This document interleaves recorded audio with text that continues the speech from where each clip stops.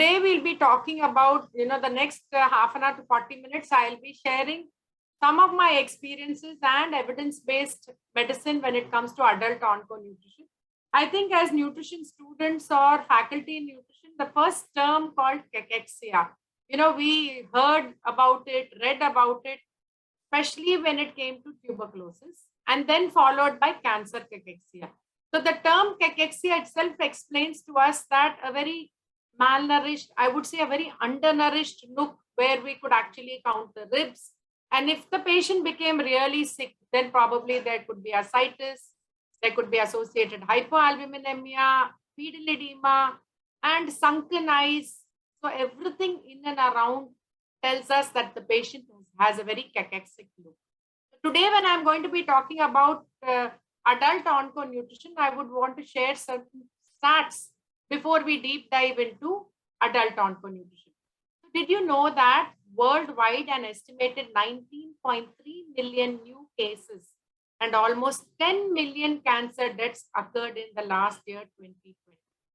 And most unfortunately, female breast cancer has surpassed lung cancer as the most commonly diagnosed cancer.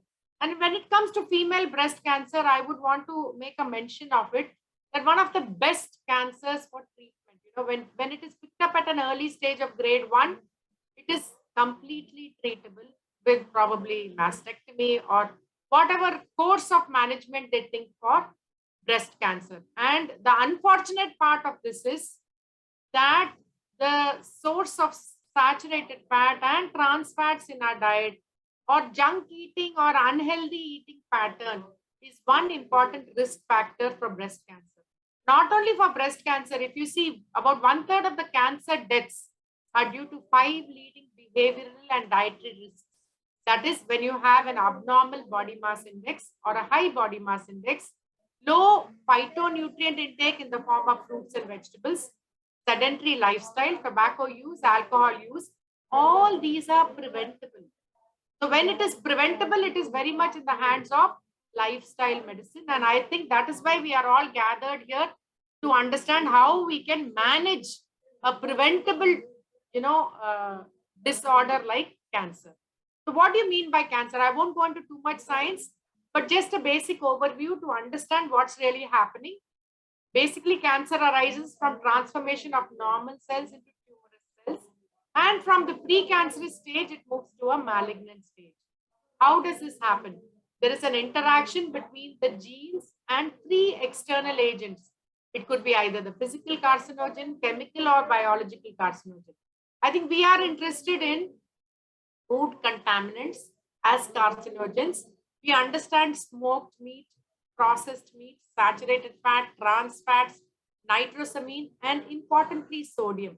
All of us have heard about salt intake and high blood pressure, paralysis, renal failure. How many of us know that one of the important risk factors for stomach cancer or gastric cancer is the sodium consumption in the form of processed, ultra-processed foods, as well as additional of visible salt in our diet. So what is the prevalence of cancer in India? Cancer mortality has doubled from 1990 to 2016. And we have seen the incidence being 1.15 million in 2018. And the most unfortunate and alarming number is we are expecting it to double by 2040. So I think we hope and pray that if we are going to follow at least those 5 modifiable factors in our day-to-day life, and we pledge today that we reach this message to at least one member who we meet every day, that cut down on high fat, salt, sugar, saturated fat or HFSS, we can bring down the prevalence of cancer and definitely the burden which is associated with cancer, not only through the patient, also to the caregivers. So how do we classify them? We can classify them based on where it is, if it is breast cancer, lung cancer, liver cancer, based on the histology or the tissue type, whether it is a myeloma or a melanoma. Then classification by the grade, what grade it is, grade 1, 2, 3, 4, what stage it exists in. Now, if you look at the classification of cancer, as I mentioned to you previously, it's based on the site, whether it's an esophageal cancer, pancreatic cancer, colorectal cancer. This tells us that this is the organ which is associated and this is the site where the cancer is sitting. Now, if I'm going to go on the tissue types. It could be a carcinoma, sarcoma, myeloma, leukemia, lymphoma, or a mixed type. And coming to the cancer classification by grade, you can grade it depending on how the tissue type has got. It is normal, it is abnormal, it is immature. Based on that, the grading is done. Apart from that, the grading can be done also based on the stage, whether what is the tumor involvement, node involvement, is there any metastasis present or absent. And the simplest way of classification could be from 0, that would be abnormal cells present but haven't yet spread. And the last stage could be cancer has spread to the distant part of the body. So you can have different forms of classification, as in when you look at a case sheet handling a patient with adult cancer, you can spot and see the way it has been classified. Now we all know that disease-related malnutrition when it comes to cancer is because of activation of the systemic inflammatory response. And there are several therapies. I'm sure all of you all are aware, at least somebody known to you in the family or extended family or friends is suffering from cancer or has suffered from cancer. They either undergo surgery, radiation therapy, chemotherapy, or sometimes a combination of all of this, which helps to improve the survival. But at the same time, nutrition not only helps in reducing the mortality of a patient with cancer, it also helps in prevention of cancer per se, prevention of malnutrition, reducing the morbidity associated with cancer mortality, but also most importantly, the therapy which is provided during the process of treatment of cancer also makes the patient undernourished. We expect the treatment to give us the positive side of managing cancer, but unfortunately, there is also a negative side, that is the other side of the coin, which can add on to so many symptoms. Like it could be anorexia, it could be vomiting, it could be diarrhea, it could be mucositis, it could be glossitis, it could be strictures, anything which can impair our intake and at the end of the day, make us more malnourished. So prevalence globally goes as high as 70%. And when you look at the CT of so many of the patients globally, we find that there is a lean body mass, lean muscle mass is lost, and there is sarcopenia which is set in, which is as high as 80%. And when we talk of the Indian scenario, we find that among those patients who are hospitalized, when a patient walks into my department, I usually tell my interns, ask 3-4 important questions. How much has been the weight lost in the past few months? That's the first question. Second is, has intake been compromised? What was the intake, prior, if they've been diagnosed a month ago, 3 months ago, what was their intake? What has their intake come down now? And third important thing is, what is your present intake? So based with these 3 questions, and in-depth diet recall. In-depth diet recall is the only solution which I can find myself to help as a nutritionist for the patient. If I don't do an in-depth recall, I will miss out the important points. So when we do, assessment, nutrition screening and assessment for the patients, we find that 86% of all the cancer patients admitted are undernourished. I would say in my hospital, I think we've done a mistake in the past almost 7-8 years. We should have done a survey to find out how many at hospitalization are undernourished. We find it too simple a research to be done, but then when we look at this paper, we understand that this paper is 2013 paper, whereas there is enough data available which needs to be documented and presented. So I would say there is only 1 to 2% of the patients who walk into my department are normal and healthy. I wouldn't say healthy, at least normal nutritional status. The rest 98%, I would call them as undernourished. So where is the incidence highest when it comes to malnutrition? Obviously, any GI cancer. Any GI cancer is going to compromise my intake, either intake or it's going to compromise absorption. In other words, there is going to be malabsorption associated with it. And obviously, when it is head and neck cancer, if I'm going to have cancer of the tongue or esophagus or larynx or pharynx, then obviously there is either dysphagia or odynophagia, wherein there could be difficulty in swallowing or painful swallowing. If there is lung cancer, there is exacerbation and breathlessness. Like how we see a lot of COVID patients, I'm talking of non-cancer COVID patients, where they are very, very breathless and they are unable to consume either liquids or even solids. So anybody with lung cancer is going to be having breathlessness, where the patient may not be able to consume even 50% of their usual diet expected. And liver cancer, obviously, just a cirrhosis of liver patient itself, has so many restrictions, from fluid restriction to sodium restriction. And, sometimes they don't have appetite because of ascites, because of feeling of fullness and satiety. So all these little things explain to us and tell us the reason for malnutrition when it comes to these specific cancers. Now, what do we need to do? Obviously, we understand that they are malnourished at time of admission itself. Prior to diagnosis itself, so many people would have lost. I have so many patients who have lost as high as 40 kgs also in 1 year. And today I saw one young patient, 31-year-old patient, who had lost 15 kgs in 1 month because of CA esophagus. He could not swallow, started consuming only liquid feeds, and liquid feeds also he didn't know what to consume and what not to consume. And in the process of diagnosis, the depression sets in, and that also compromises your intake. And I had also seen one patient today post treatment. The patient has already had a CA esophagus, followed by mets in the stomach, that is gastric cancer, and operated for both. After having operated, treated, underwent radiation therapy, chemotherapy. Very well went, everything went very well. Patient got discharged. After 1 year, he is coming to us with a weight loss of almost 9 kgs in the past 1 month. Reason being, he says whatever he consumes, even if it is water, he's throwing up. Even if it is anything, I'm saying water itself, he's throwing up, means you can imagine he's unable to take any even clear fluid or full fluid feeds. And they did an endoscopy. They found there was nothing. Only thing, they found some food material sitting in the stomach. The reason being, there could be GERD, gastroesophageal reflux disease, or regurgitation, or purely gastritis. Sometimes you're so disturbed and depressed, you don't want to eat or drink, or you don't want to eat or drink on time, or probably you have spent enough money on treating yourself that you're not left with enough money to run around your day-to-day activities.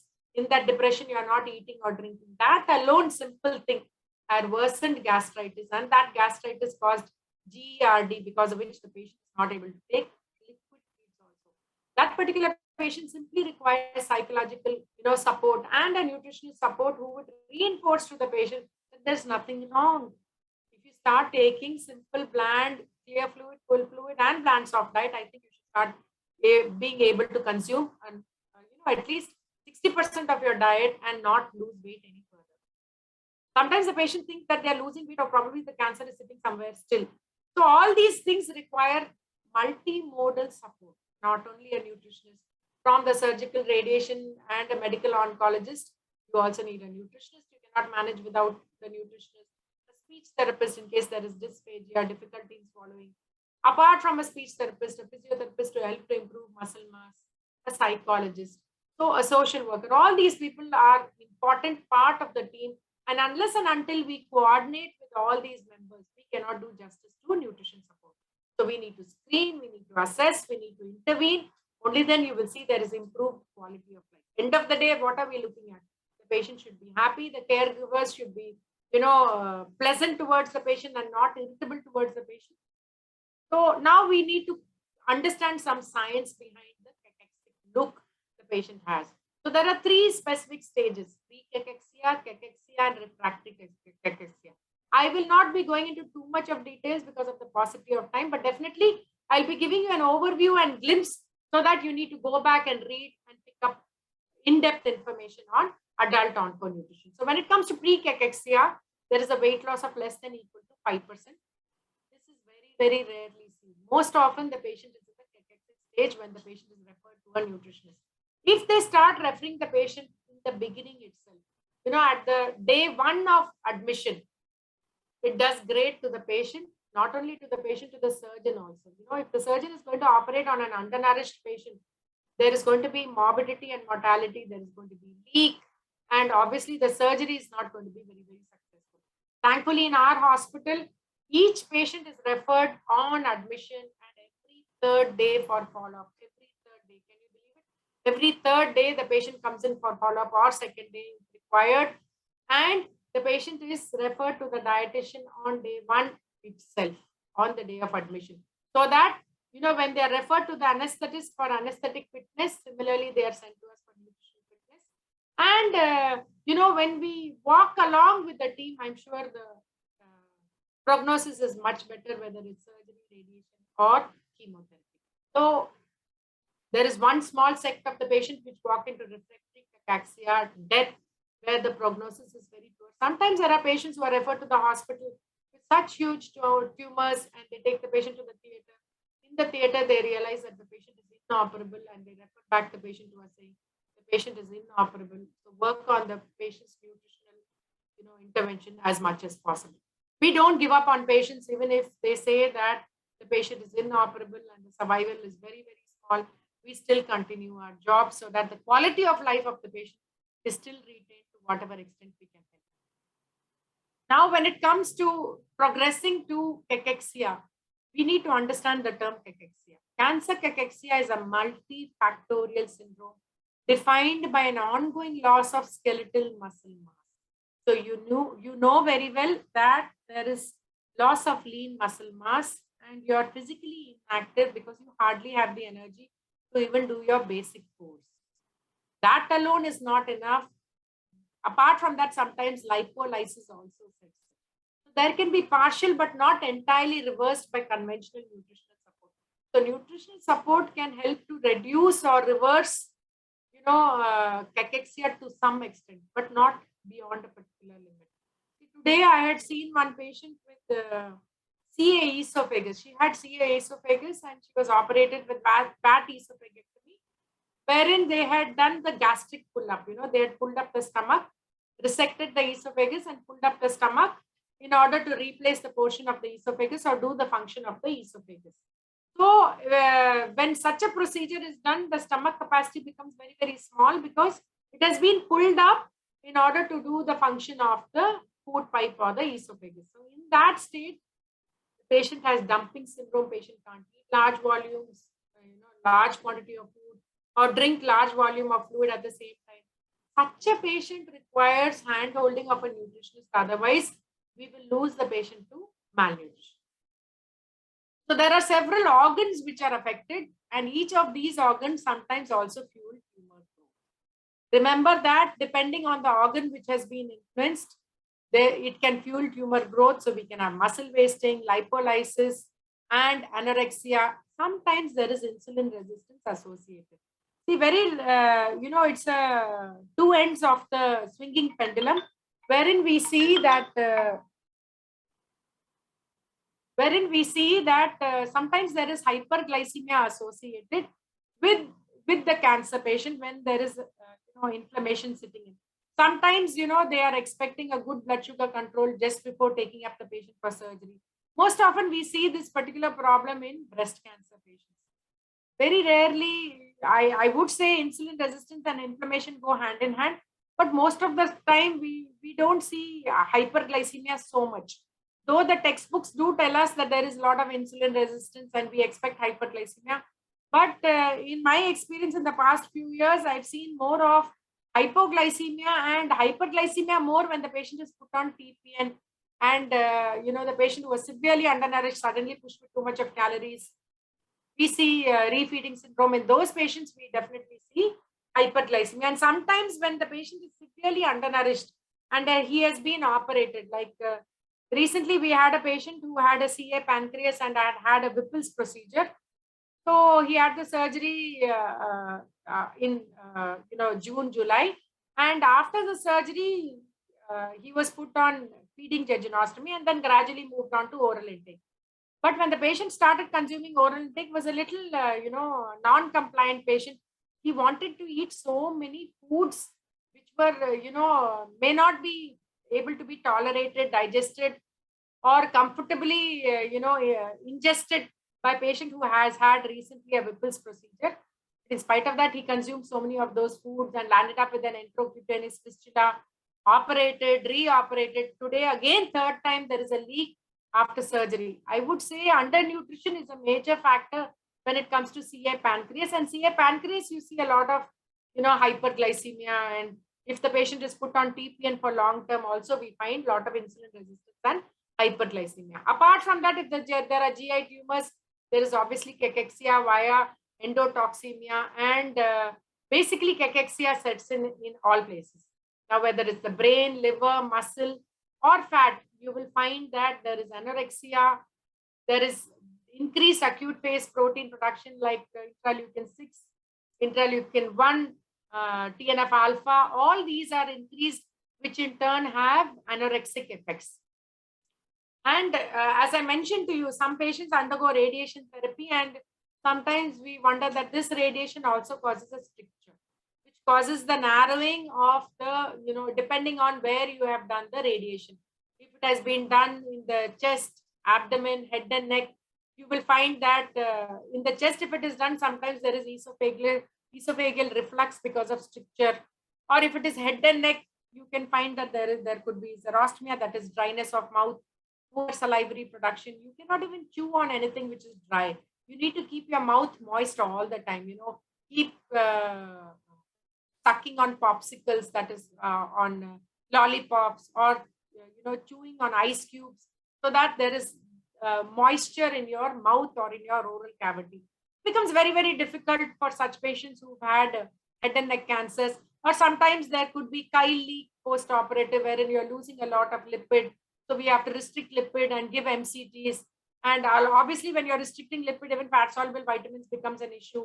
As I mentioned to you, you could have stricture where there is narrowing of the upper esophagus, wherein you may choke, you may aspirate, you may have difficulty in swallowing. Sometimes when they do, when they're having CA endometrium, they do a lot of radiation therapy around the abdomen and the pelvis, wherein you have continuous diarrhea. Sometimes you have nausea, vomiting, inflamed intestines, and malabsorption becomes one important segment of this. When you look at this picture, you will understand that the maximum number of tics are more towards nausea, vomiting, followed by difficulty in swallowing, painful swallowing, or burning sensation when you are consuming a food because of esophagitis, followed by diarrhea in few patients. So these are certain side effects because of radiation therapy. So as I mentioned to you that cancer per se is hypercatabolic. Second is the treatment modality, what you're using, and also can cause the patient, worsen the patient's nutritional status because of these side effects.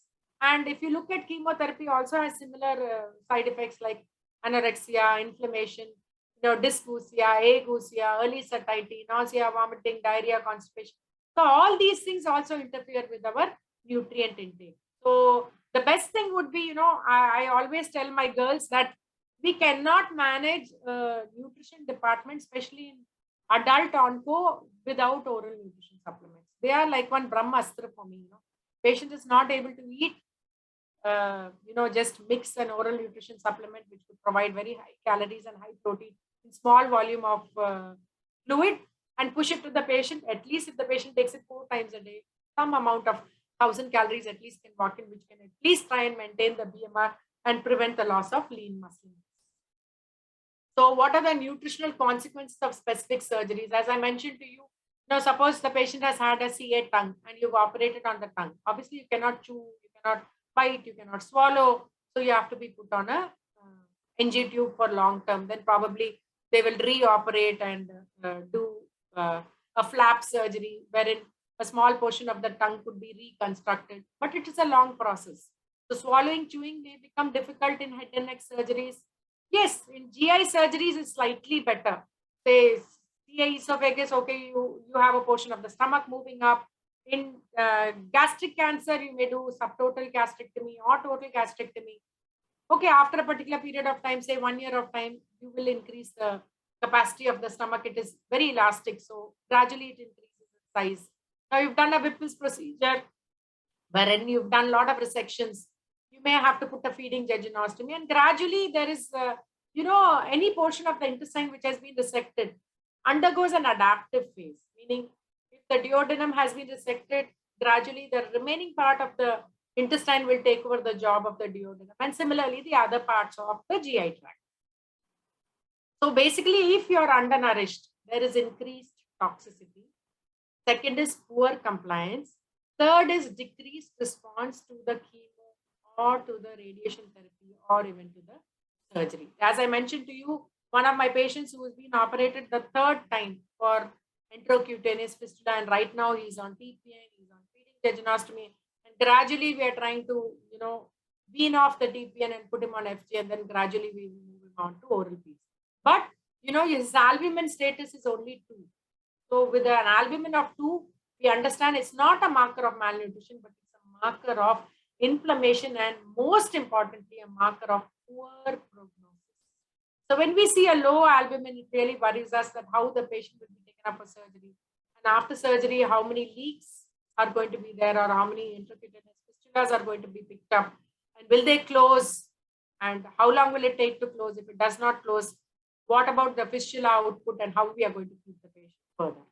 So impact of malnutrition is on length of stay in the hospital setup, quality of life, risk of mortality, how they tolerate chemotherapy, how much money they're spending, and how much more antibiotic treatments they may require. If the patient is having a leaking fistula, he may even easily walk into sepsis, wherein he may require antibiotic therapy, which also requires money. Thankfully, in our hospital where I'm working, it's a government setup, they don't have to pay. But otherwise, in a private setup, they'll have to pay large. Their pocket may actually bleed. So when we talk of malnutrition, what are the criteria to tell that the patient is undernourished? Even if you have 2 of these above criteria, you can call your patient as undernourished. Insufficient energy intake, unintended weight loss, loss of subcutaneous fat, loss of muscle mass. So nutrition-based physical focused physical findings is very, very, very important. When you look at the patient, the sunken eyes, the clavicle, which is square shaped, all this will give you an idea that how much of muscle mass is lost, how much of subcutaneous fat is lost. With the help of hand grip strength, what is the physical strength of the patient? Is there any fluid overload like body anasaka, or because of hypoalbuminemia, there is edema, or if the liver is involved, is there any ascites? Or sometimes even this sea or endometrium also we see secretory ascites. So diagnostic criteria could be either the BMI could be very, very low, or the BMI could be combined, low BMI could be combined with weight loss of more than 10%, or there could be sarcopenia associated. But in case if the patient is more than 70 years, we won't look at BMI less than 20. We even BMI, low, less than 22 BMI itself, we will consider the patient as undernourished. We will not wait for it to go to less than 20. So now when we look at malnutrition, the expert group emphasizes 3 steps in nutrition care. First is screening, second is assessment, third is multimodal nutritional intervention, as I mentioned previously. So how often should we screen the patient? We'll have to screen those patients who are undergoing radiation therapy weekly once, chemotherapy at least once a month, surgery, pre-op, during surgery, post-op, that is, I would call it as peri-operative nutrition. Then after the patient has been completely, recovered from all the therapies and discharged, at the end of discharge, every follow-up for at least another period of 6 months of time. So what are the screening tools we would use? You can use depending on whether the patient is hospitalized or OP or elderly, or the patient is, both the IP and OP. Then you will choose on MUST or NRS 2002 or MINI-MNA or MST. Now even people use GLIM criteria, which is a combination of both screening and assessment. Now this is a very, very busy slide, and due to the paucity of time, I will not go into details. But definitely, I would want to make a mention of ABC, the anthropometry, biochemical, clinical, dietary, and most importantly, nutrition-focused physical findings, which will give you more clarity on understanding how we need to feed the patients and how much of deficit is there. Cumulative calorie deficit can be calculated. In the period of past 3 months, the patient has lost 10 kgs of weight. What is his target calorie requirement? What is his present intake? Calculate the deficit and arrive at cumulative calorie deficit. So assessment, as I mentioned to you, apart from ABCD, we need to also look at muscle mass function, physical performance, and systemic inflammation. Apart from that, sarcopenia plays a very, very important role when especially it comes to elderly patients. The 1-year adverse outcomes are very unpleasant, I would say, when it comes to acutely ill older patients. So sarcopenia will really help us determine the mortality in these patients. Combining hand grip strength and calf circumference will be a very, very practical approach to find out whether the patient is sarcopenic. For calf circumference, we expect it to be more than 33 centimeters in women and more than 34 centimeters in men. And when it comes to hand grip strength in women, we expect it to be more than 16 kgs, and in men, it expected to be more than 26 kgs. So in nutritional risk, obviously, we follow the PGSGA, patient-generated subjective global assessment, which is specific for cancer patients. And now I think an onco group, core onco nutrition group, is going to come up with even simpler ways of assessing the nutritional status of patients. So this I was mentioning to you about the GLIM criteria, the ECOG scale, wherein you only look at activity of the patient, activity status of the patient. Either you use the ECOG scale or the Karnov-Sky score, or you look at the modified Glasgow prognostic score, wherein you need to know two important things, that is the CRP and albumin. Based on that, you will find out whether the systemic inflammatory response has set into the patient. Because disease-related malnutrition has been defined as a condition resulting from activation of systemic inflammatory response. So if the CRP and albumin are on the lower side, we can easily find out whether the inflammation has already set in. What are the goals? Obviously, I want to improve the patient's nutritional status by improving weight, preventing further weight loss, preserving the muscle mass, prevent any nutrition-related deficiencies, and electrolyte imbalance if there is any fluid overload, or if there is fluid deficit. Improve the quality of life of the patient. Try to see that the patient comes back to at least near normal and reduce the nutrition-related side effects and complications. So we need to look at each one of them. If the patient is having mucositis, can I suggest the patient to eat chapatis or a salad? So I need to change the diet consistency and improve the, make it more bland. Suppose the patient is continuously losing weight, where can I approach? Is it going to be through liquid, full fluid, solid, or nutrient dense preparations? If the patient is having continuous vomiting, how am I going to sort out the vomiting? I will talk to the doctor or write in the case sheet that patient is having gastritis or reflux, put some anti-emetic or, anti-gastritis pills so that his gastritis improves and the vomiting settles and the patient can take something orally. Till then, what to do with the patient? If the patient is having anorexia, how to improve the appetite? If it's a child, we can give some banana milkshake, or even if the patient is not contraindicated from, ice creams, or occasionally we can do certain things which can help to improve the patient's intake. Sometimes even if the patient is a person with diabetes, it's okay. If the patient is not eating enough and losing muscle mass, we can step up the insulin and provide nutrient and energy dense meals so that the patient's calorie intake is adequate and optimal and not preventing loss of muscle mass. Now there is xerostomy, as I mentioned to you, that is a dry mouth. Keep giving liquid porridges because the patient cannot chew on anything. Now if the patient is constipated because taking only liquids, we'll have to blend the vegetables in the form of a puree and add it to the rice porridge and help prevent constipation. So each little symptom has to be sorted out individually and provide a signature diet or a customized diet. So basically, I would say that every patient is different. You have to start with a minimum of 25 calories. You may have to go as high as 35, 40 or 45 calories depending on the patient's nutritional status. Fluids is between 30 to 35 ml per kg body weight. As if there is ascites and renal cell carcinoma, or the liver is involved, if you're having a CA sitting in the liver and you're having ascites, output is compromised, you may have to adjust the fluid there. The calorie requirements, carbohydrate requirements, all will be based on the patient's nutritional status, degree of undernutrition, the stage of cancer, the type of treatment provided, and the protein requirement also will vary accordingly, minimum from 1 to 1.5. If the patient is having a renal cell carcinoma, operated, and having only one kidney, I may have to reduce the protein to 0.8 to 1 gram per kg body weight with lifestyle modification. Fat, depending on whether the patient is a chyle leak patient, post head and neck cancer surgery, or patient is a breast cancer patient already obese, I will have to cut down on saturated fat, trans fat. I may have to think of omega-3 fatty acids in the form of EPA to help to stabilize the muscle mass and maintain the weight, but not cross the acceptable daily intake. So I'll have to make all those little changes depending on the patient. Obviously, we don't push a lot of vitamins and minerals, but definitely if there is an established deficit of any vitamin and mineral, I may have to look into it, like hypophosphatemia, hypomagnesemia. Sometimes you're having also thiamine deficiency, wherein you're pushing a lot of TPN, you need thiamine, you need trace elements when you're pushing TPN. So each vitamin and mineral requirement also will vary accordingly. But as a thumb rule, a nutritionist can only suggest that the patient may be having some vitamin or mineral deficiency, and do necessary correction accordingly.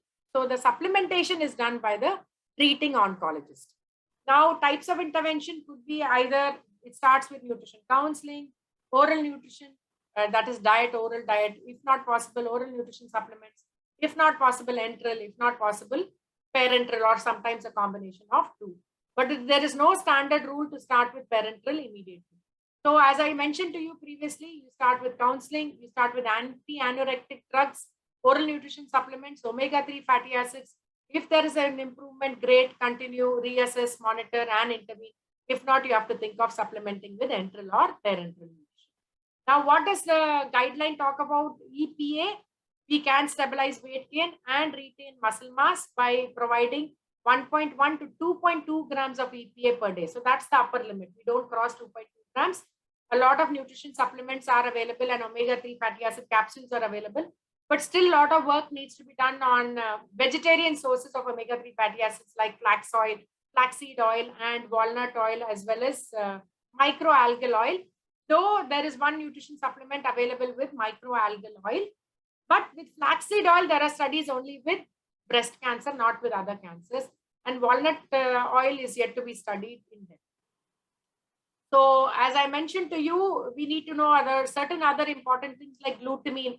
Glutamine should not be given in those patients who are undergoing high dose chemotherapy or HSCT. And you don't have to follow a neutropenic diet for more than 1 month for those patients who had an allogenic transplantation. So there are some ifs and buts which we need to keep ourselves updated. This is on ESPEN 2021 guidelines. I think once you start practicing onco-nutrition, you will understand the importance of these things. So there are some research papers which tell us that for those patients who have undergone surgery, role of nutrition support pre-operatively, they do much better. As I mentioned to you, there is reduced risk of leaks, and it's important to follow ERA's guidelines pre-operative. We find that, we can mobilize the patient much earlier. There's improved blood glucose control. The length of stay in the ICU is reduced. So we need to remember to avoid pre-operative fasting. In ERA's guidelines, there are so many segments. One of the segment is nutrition, whereas we do not want the patient to have pre-operative fasting from midnight unnecessarily. 2 hours prior to surgery, if there is no risk of aspiration, 2 hours prior to surgery, we do provide maltodextrin in a particular calculation of number of grams per kg body weight within the volume which is suggested. So 100% is provided 12 hours prior to surgery and 50% 2 hours prior to surgery, along with the routine oral diet, what they are consuming. So it's important to provide at least 25 to 30 calories and 1 to 1.5 grams of protein per kg ideal body weight. Post-operative, we do not wait for, has the patient passed platters. All these things are long lost very long back. We don't wait for the patient to have bowel movements and platters for us to start feeding the patient. So we need to start feeding the patient at the earliest. That is the most important part of ERA's guidelines. And peri-operative, I mean to say, is from time of admission, pre-op, during surgery, post-op, and even after discharge, we need to worry about the patient's nutritional intervention. Radiotherapy, we need to understand that, as I mentioned to you previously itself, glutamine and probiotics are yet not recommended completely for patients undergoing radiation therapy. And there's a lot of loss of lean muscle mass, especially when it comes to radiation therapy because of the side effects.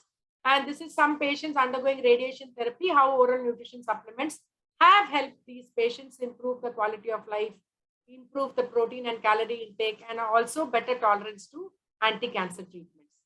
So in radiation therapy, there is no rule that you have to start with PN immediately.